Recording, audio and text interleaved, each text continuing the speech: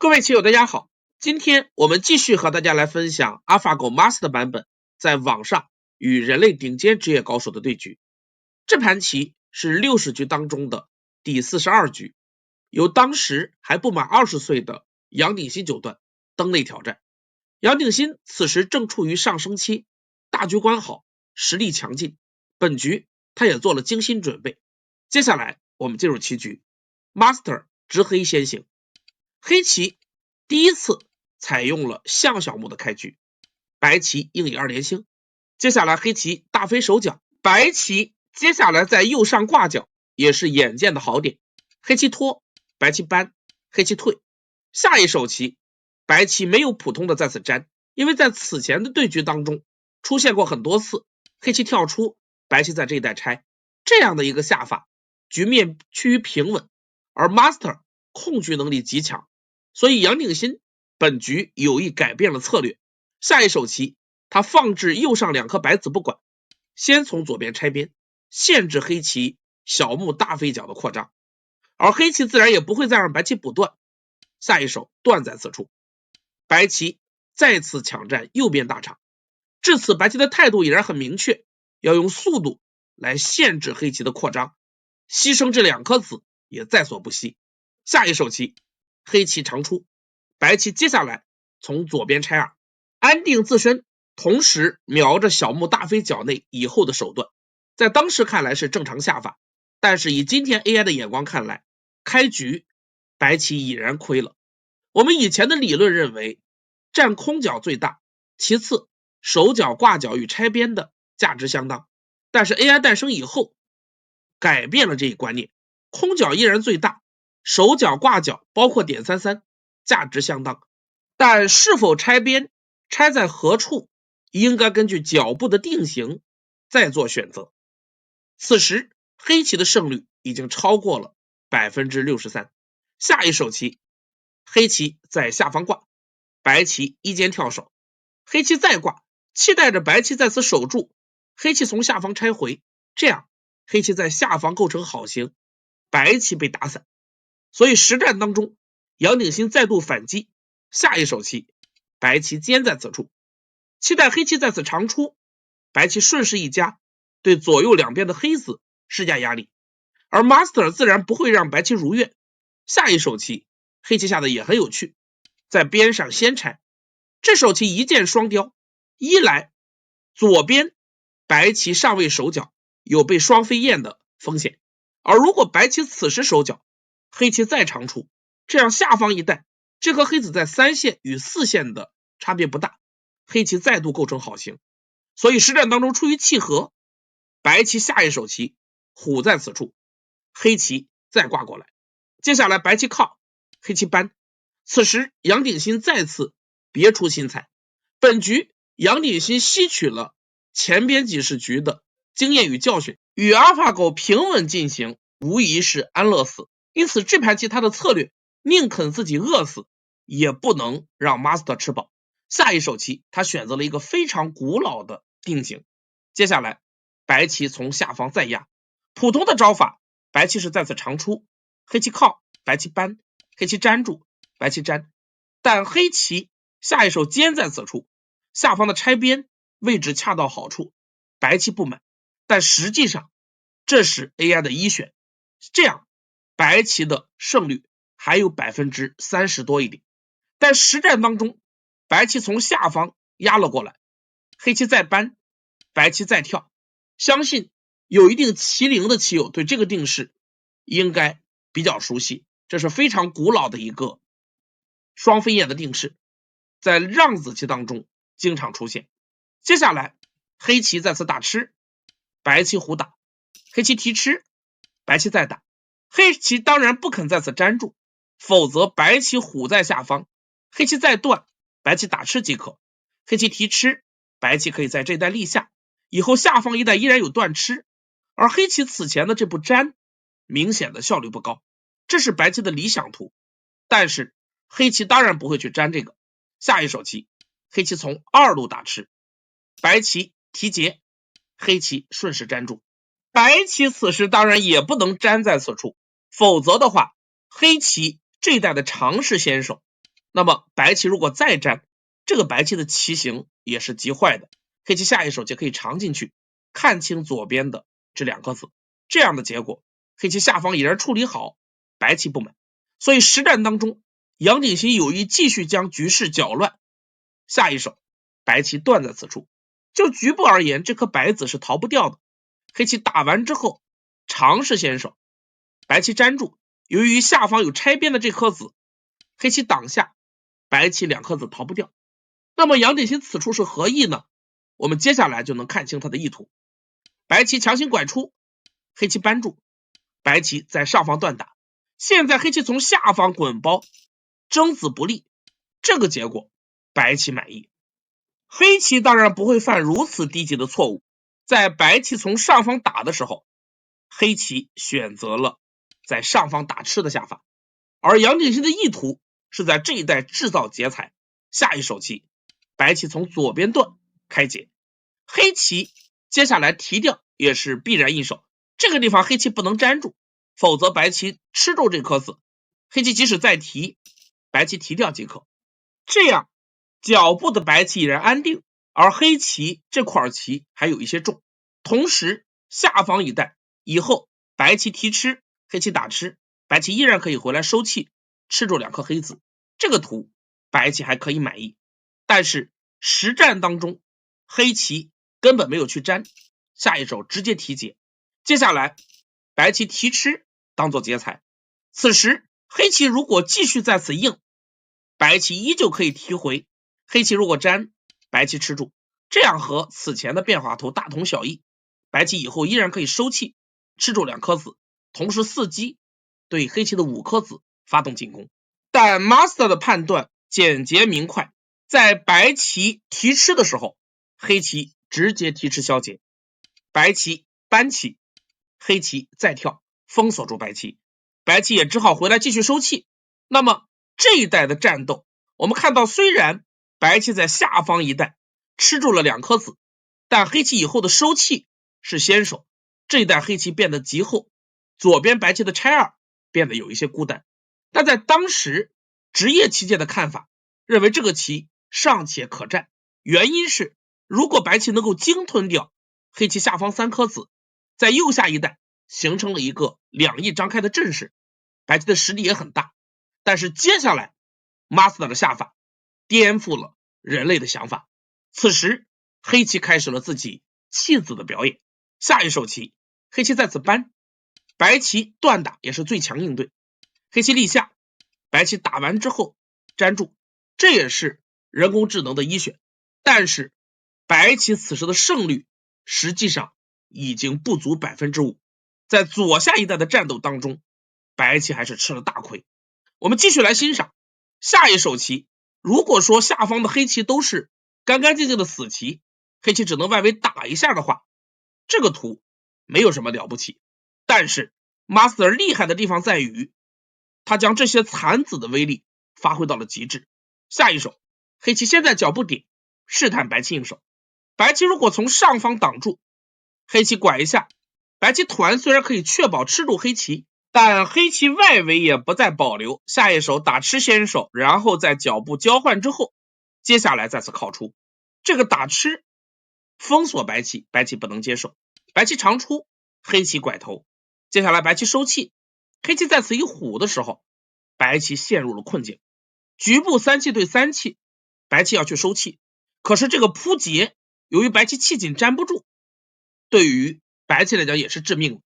黑棋还可以将下方的收气当做劫财，所以这个图黑棋的弃子成功。因此实战当中权衡再三，杨鼎新选择了挡在下方，这同样也是最强的应对。不过黑棋轻灵的在此大飞，右边一带白棋面临选择，实战当中白棋挑最狠的下，点在此处，继续要求吃住黑棋的残子，黑棋冲，白棋退，黑棋再冲，白棋断掉。看起来黑棋忙活了半天，不但没有救出这些子，反而越死越多。可是接下来化腐朽为神奇，黑棋就把2路这颗子长出，白棋收气，现在局部黑棋的扳不成立，白棋断，黑棋打，白棋立，局部是一个大头鬼的经典棋形。这样我们看到黑棋气不够，搬完之后可以吃住或者挡在下方也可以。但是黑棋的目的并不是如此，白棋长出吃住3颗子之后，下一手棋黑棋的象步飞是好手，这手走完之后依然威胁白棋的这颗子。如果现在白棋贴起作战，黑棋此前有意保留这下不打，现在妙位呈现，下一手棋黑棋可以点在此处，这个断吃与粘出形成剑合，而上方多了一颗黑子，对于这2颗白子的威胁也是极大。所以如果遭到这种手筋的痛击，对于顶尖职业高手而言，心情就被破坏掉了。所以实战当中，杨景新看到这一点，下一手棋白棋在此并补了一手，但是噩梦远没有结束，黑棋接下来不是简单的在这一带压住白棋，阿法狗再次下出了击垮白棋心理的手段，下一手黑棋竟然是搬在了此处。接下来白棋如果长出，黑棋再压，由于白棋气紧，这一带的搬极其的严厉，而白棋如果再长，黑棋再压过来，这一带黑棋连压2手，再度获得便宜，下方白棋的效率变得极低，这样外围黑棋外势广阔，潜力巨大，这2颗白子犹如一片孤舟，漂浮在黑棋模样的汪洋大海之中，这样黑棋大优。所以实战当中，在黑棋搬的时候，杨鼎新再也忍受不了这种折磨，下一手棋白棋直接从右边贴了起来，黑棋打吃，白棋竟然已经粘不住，这个提花是黑棋在下方一带弃子巨大的收获。谈象九段判断，这手棋的价值接近30目，因为不仅有目数上的差别，还有外围厚薄的影响。接下来白棋从上方打入，这是孤注一掷的下法。杨鼎新贯彻布局阶段拆2的这手棋的意图，对黑棋的小目大飞角发动强攻，而一直好脾气的 Master 面对白棋的挑衅，突然强硬的反击，下一手黑棋点在此处，意图白棋挡住，黑棋再盖住，纠缠住左边白棋拆2的同时，走后中央伺机对上方的这颗白子发动猛攻。杨鼎新此时也意识到不能简单的跟着硬，下一手棋白棋的应对同样强硬，直接在此跳起，继续加大对脚部2颗子的压力。黑棋则毫不退让，下一手直接冲了下来，这一带白棋已然损了，接下来只有强杀黑角。下一手白棋点在此处，黑棋挡住，杨鼎新觉得外围依然不够厚实，既然决定强攻，干脆再损一把。下一手白棋搬，黑棋搬住的时候，白棋抢到了2路挡的先手，但是这手棋杀敌100，自损1000，下一手黑棋断吃，这一带黑棋构成了好形。接下来白棋图穷匕现，从上方强硬将黑棋扳断，黑棋断，白棋贴，杨鼎新在这一带已然算清，黑棋搬，白棋搬，黑棋粘住，白棋立下，局部是可以吃住黑棋脚部的2颗子，因为现在黑棋如果用强直接跟白棋对杀的话，那么白棋收气即可，看起来4气对4气，黑棋先行，但是由于白棋脚部2一路立的这个特殊性，攻气黑棋不能收，而你收外气的话，那么局部将是一个金鸡独立，这样黑棋崩溃。但是 Master 此前在边上已有了巨大的收获，现在的选择也更为的从容。白棋立下，黑棋在上方先手立一下，白棋粘的时候，黑棋直接从下边打吃了出来，弃掉了脚部的3颗子。接下来黑棋补出断点，白棋尖吃住黑棋。我们盘点这个局部的战果，白棋在脚部吃了大概有15目，加上之前破坏黑棋的脚地，白棋在这带的收获大约30目棋。然而黑棋在此冲出之后，白棋的整个拆2现在被黑棋全部鲸吞，在边上黑棋的收获超过了40目，原本形势不利，现在雪上加霜。此时 AI 显示黑棋盘面已经领先将近30目，下一手棋黑棋在此贴起，继续考验白棋。白棋如果在此跟着硬，那么黑棋再搬，白棋即使连扳，黑棋扳住即可。黑棋在此每多走一手，中央都将增加至少一个贴目，而白棋上边变后，却遭到了黑棋这个硬头的阻击，这样白棋没有什么意思。所以实战当中，杨鼎新一看上方已无行棋的价值，下一手棋吊在中央开始消控，而黑棋的应对仍然值得我们去借鉴。下一手黑棋在此飞，非常轻柔的一个下法，但却力有千钧。这手棋一来切断了白棋与上方白子的联络，同时也考验白棋。实战当中，忌惮于周围黑棋强大的势力，白棋选择了跳回自保，但黑棋就轻巧的从上方挡住，脚步白棋还要面临收气的问题。而白棋在中央破掉的这点黑空，黑棋在边上又重新围了出来。这几手的交换，黑棋步步走在幕上，而白棋这两手棋对自身而言却是单关，优劣自明。下一手白棋回到脚步收气，黑棋收兵了，接下来回到左边围住了大空。此时白棋如果跳继续加固中央，黑棋在边上简单一拆抢空即可。这一带由于黑棋在下方还有提花之势，这个地方白棋要成空难度极大，甚至黑棋这几颗残子逃出也不是不可能。所以实战当中看到这一点，白棋心一横，抢占了最后一个大场，继续在边上捞空加固这两颗子，而黑棋则震了过来，借助进攻这两颗白子，顺便消掉白棋的势力，同时也随时盯着这一带逃出残子的手段。白棋人在屋檐下，也不得不低头。下一手棋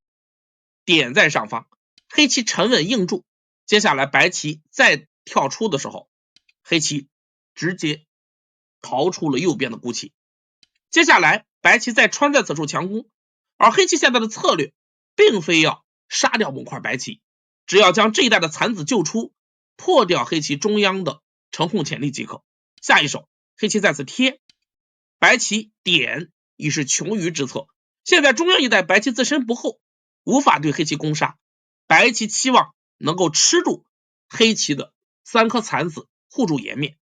但黑棋也不再纠缠，下一手点在中央，反而继续对白棋四颗子发动进攻。白棋在此靠，黑棋扳住，现在白棋如果断，黑棋打了之后粘住即可。这一带白棋自身的保卫也凸显出来，而中央一带如果白棋冲吃，黑棋可以扳在此处，这样白棋的四颗子极其危险。所以忌惮于这一带白棋自身的保卫，最终在黑棋扳的时候，白棋选择了顶住，黑棋后时打吃，然后再粘。接下来白棋在此靠，黑棋扳住，白棋长，黑棋顶先手，白棋在挡的时候，黑棋从左边护住了空，而杨鼎新此时已经彻底的失去了斗志，这块白棋依然没有安定，局势现在盘面黑棋领先已经接近35目，所以看到这一点，杨鼎新索性投子。